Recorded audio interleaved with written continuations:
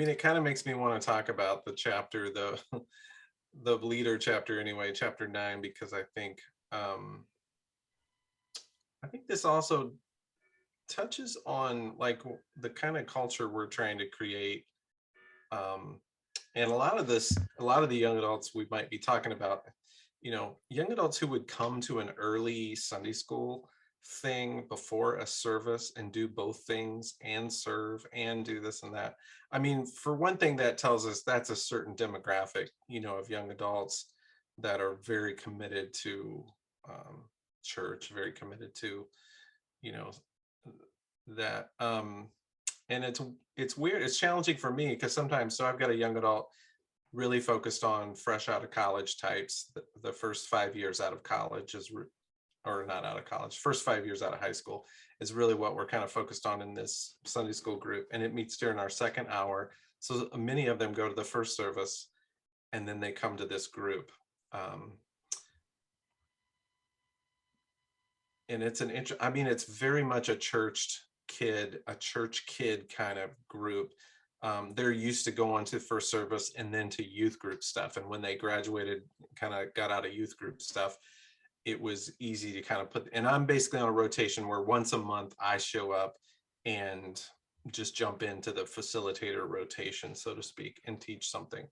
The other folks who are teaching them are very content driven and like to have handouts and like cover like this whole, curriculum kind of thing.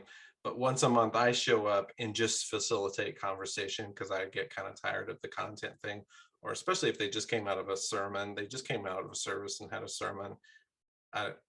I struggle with the idea that we just keep bombarding people with content and information and not take some time to kind of debrief and talk about how this is going to work itself into your life this week and stuff.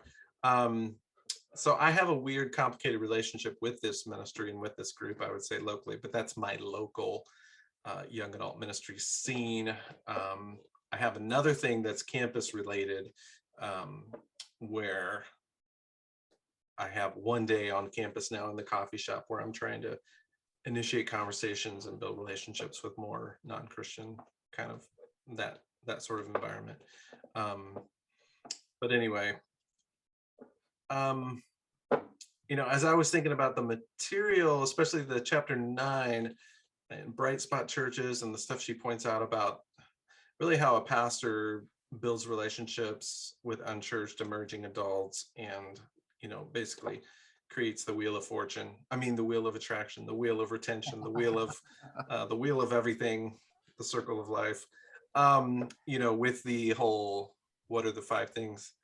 Initiate, invite, involve, include, involve, invest. That's pretty good. You did that from memory. It was, no, I put a Post-it note on the wall right over here. So